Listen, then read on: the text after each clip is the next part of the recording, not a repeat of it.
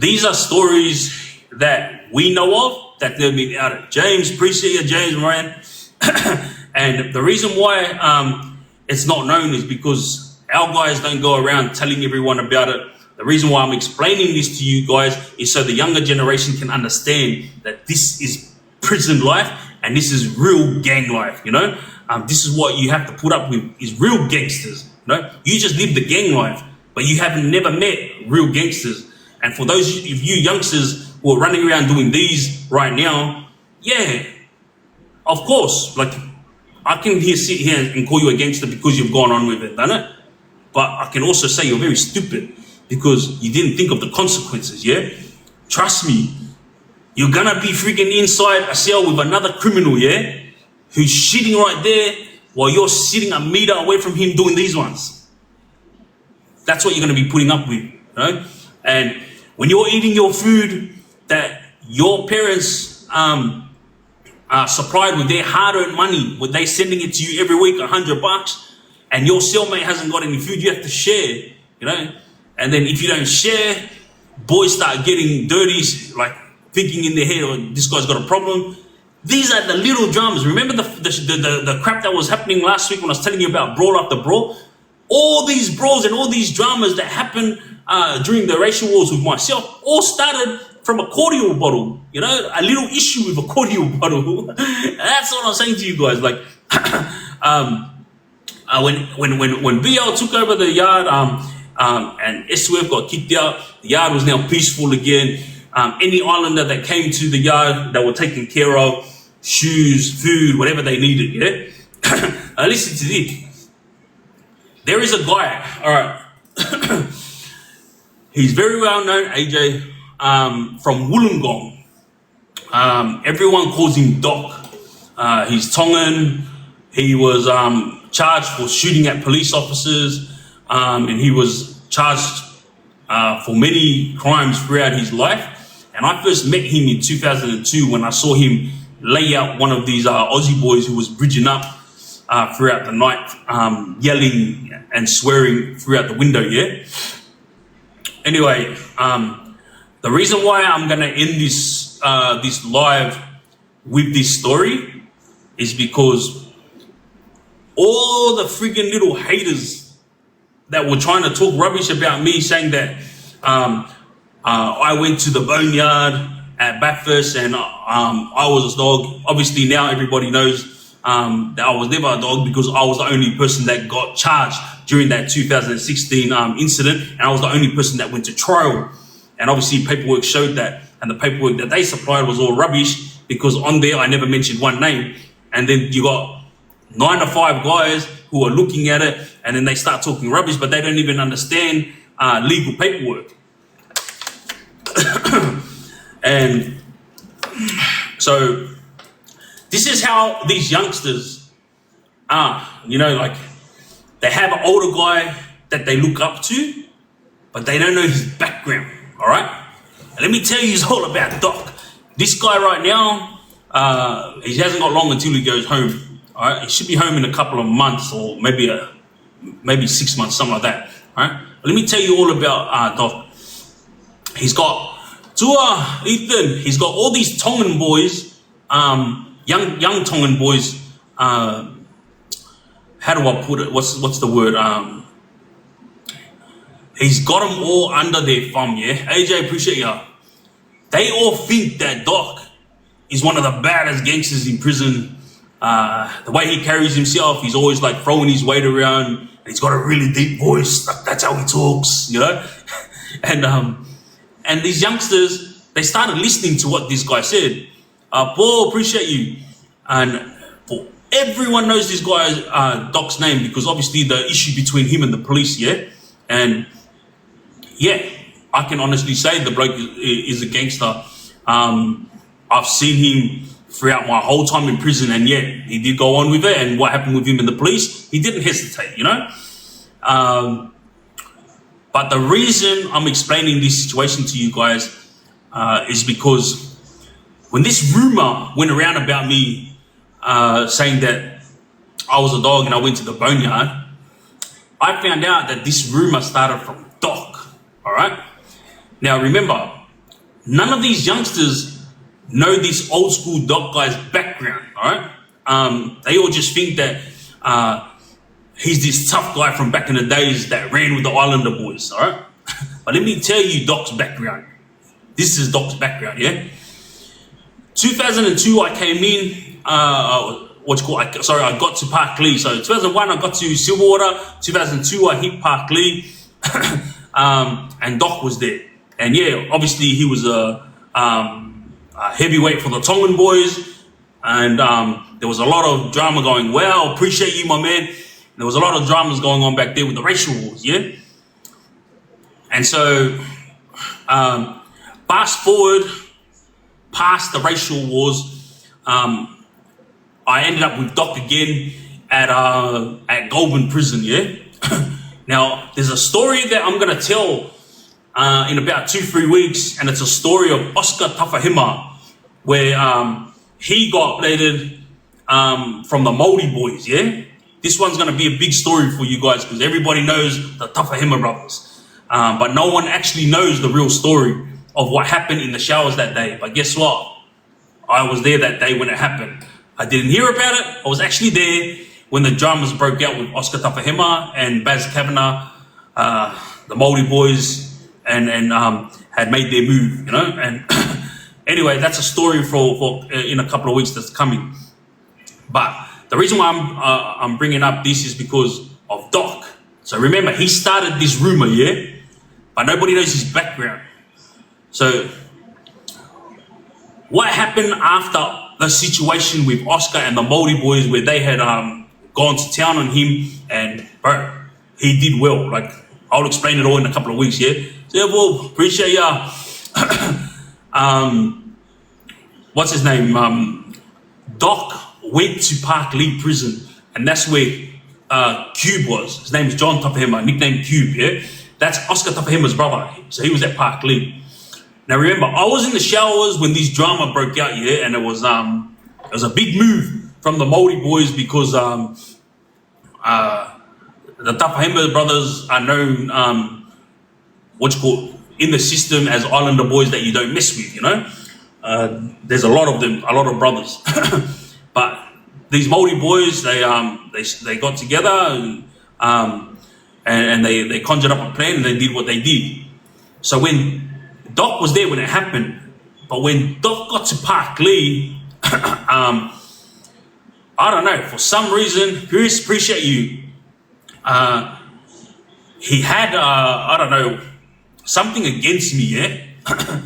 And then he went to John Tafahima and he told him, bro, you know, Pete, I reckon he was the one that organized for that to happen. And then he went and told another person. But Doc, being old school, Hancho, appreciate you, my man, he didn't realize that I'm very close with all the Tongan boys, especially the Tafahimas. I grew up with Philly and Boy, you know? And so when he went and said this at Park Lee, the rumors started getting around, and then all of a sudden, the boys sent a message, and I said to the boys, bro, you hear about this rumor? And they go, what? I go, Doc's down there telling everyone that I'm the one that organized the hit on Oscar Tafahima. And then they're like, what? Seriously? I go, yeah. And I started telling the boys that I was with.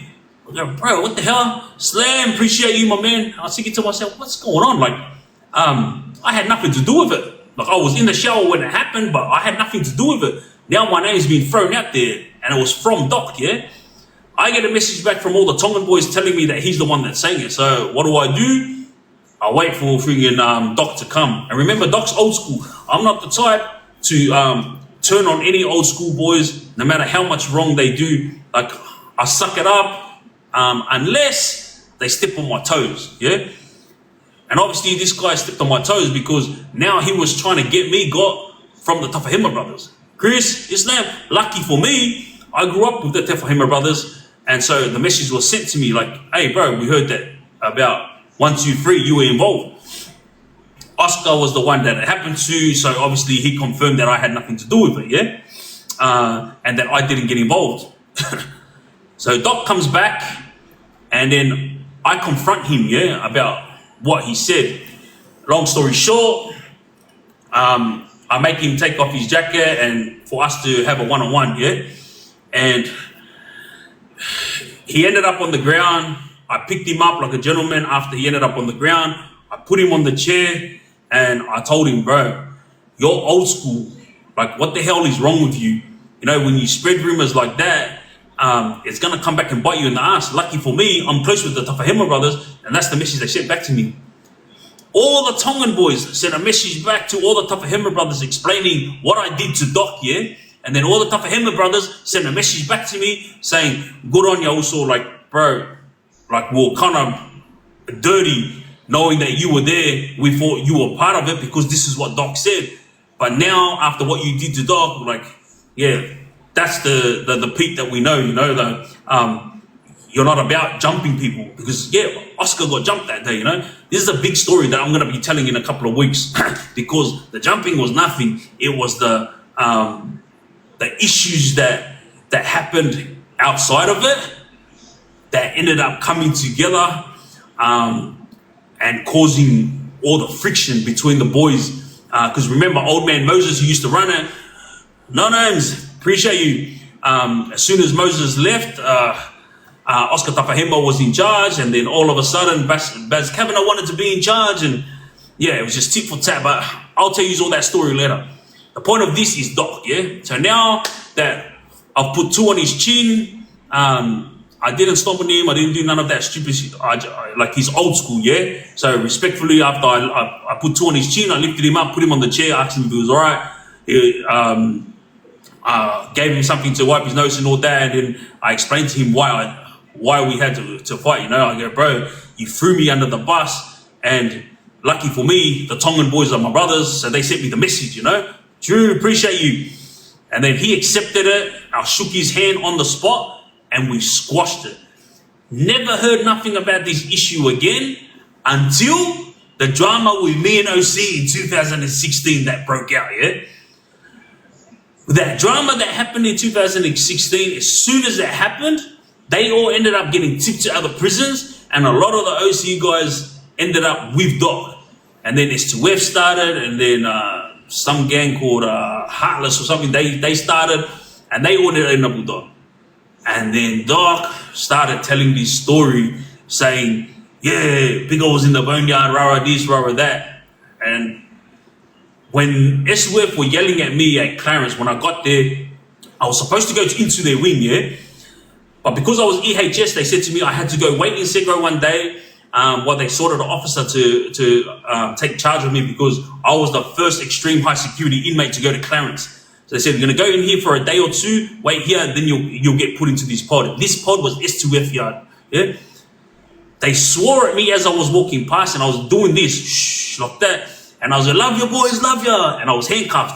But they kept swearing and swearing, and I was like, bro, why are you swearing at me? I'm coming to your yard. When I come into your yard, do what needs to be done to me, you know, all good. They kept swearing. I ended up in my cell, officers put me in there, and then I sent them a message through other inmates, and I said, boys, I'm approved to come to your wing. Keep your mouth shut when I walk past so that I may be able to come there. Then you guys can do whatever you want to do to me. Guess what? I walked past them to go to see the nurse, and again, started swearing at me. You kuli, you this, you that. I was like, wow. And I'm trying to tell them, I love your boys, I love your boys, I'll see you soon. And they just kept swearing and carrying on, you know, and ended up the governor started saying like, nah, I'm not going to let Peter go into that wing. There's too much swearing going on, and I believe something's going to happen, you know. And there's a guy, I forget his name, Sam, bro, I wish I remember his name, Lebanese guy, yeah.